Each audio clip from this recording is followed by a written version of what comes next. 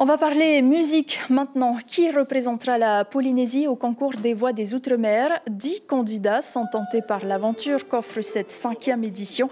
Après 2 semaines d'entraînement, le jury devra choisir demain soir pour la finale territoriale. Mais avant, ultime répétition à la Maison de la Culture où nous allons rejoindre tout de suite notre invité, le fondateur même du concours, Fabrice Di Falco. Yorana, merci d'être en direct avec nous depuis Papeete. On imagine que les 10 candidats sont aussi bons les uns que les autres. Qu'est-ce qui fera la différence ?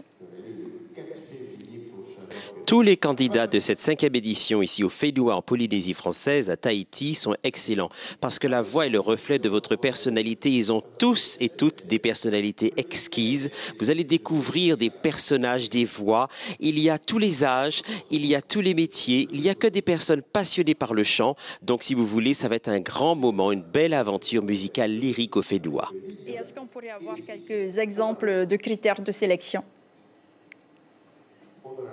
Alors, les critères de sélection, c'est surtout la passion d'aimer chanter. Vous aimez chanter dans votre radio, quand vous écoutez la radio, sous votre douche, en cuisinant, un poulet fafa, en visitant, par exemple, des endroits extraordinaires. Tout le monde sait chanter. Je crois que dans la culture polynésienne, le chant fait partie de votre ADN. Donc, l'opéra aussi fait partie de votre ADN. Et donc, si vous voulez, avec le conservatoire, la Maison de la Culture, nous sommes là en partenariat pour justement révéler ces talents exceptionnels avec d'excellentissimes professeurs référents, Peterson, Madame Isabelle de Bellex et Bruno de Mougeot, parce que voilà, c'est toute une famille qui va supporter, aider, transmettre notre passion à ces candidats superbes.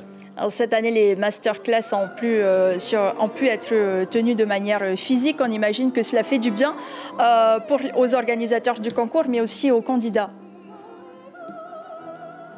Oui, parce que c'est comme un sport, si vous voulez. Nous sommes là comme des coachs vocaux, des coachs sportifs. Nous essayons d'avoir une équipe gagnante, une équipe passionnée, positive, une équipe qui n'est pas là pour gagner, une équipe qui est là pour vivre une expérience. Il n'y a qu'un candidat qui partira à l'Opéra de Paris le 4 février 2023 pour représenter le Whenua. Donc ce sont des frères et sœurs dans une seule et même équipe avec un bon esprit, un esprit de famille pour justement aller au-delà d'eux-mêmes et faire plaisir au monde entier de faire entendre le Whenua lyrique. Pour terminer, 2 candidats seront donc choisis pour être les porte-drapeaux de la Polynésie. Vous l'avez dit, pour la finale qui se tiendra à Paris. Si le trophée revient à la Polynésie cette année, quel avenir pour le lauréat ? Alors, il se trouve que l'association Les Contre-Courants non seulement aide la totalité des finalistes, comme là, par exemple, l'année dernière, c'était 2 candidates, Laetitia et Lilia. L'année d'avant, c'était Tinalei. Nous suivons toujours les candidats finalistes et les candidats gagnants à réaliser leur rêve, à rentrer dans un conservatoire, par exemple, supérieur à Paris, par exemple, à suivre des formations comme Tinalei aux États-Unis, à Los Angeles. Pour d'autres candidats, faire un disque, aller dans d'autres émissions télé sur France Télévisions où il y a d'autres concours. Nous essayons avec l'association Les Contre-Courants d'aider au maximum les candidats pour qu'ils puissent réaliser leurs rêves, avoir des bourses, continuer de travailler et puis justement de continuer cette passion. En réalité, c'est une aventure qui ne fait que commencer quand on est au concours Voix des Outre-mer. Merci beaucoup Fabrice Di Falco pour cette intervention en direct depuis la Maison de la Culture. Sachez que cette finale territoriale sera retransmise en direct sur la page Facebook de Polynésie la Première à 19h30 demain.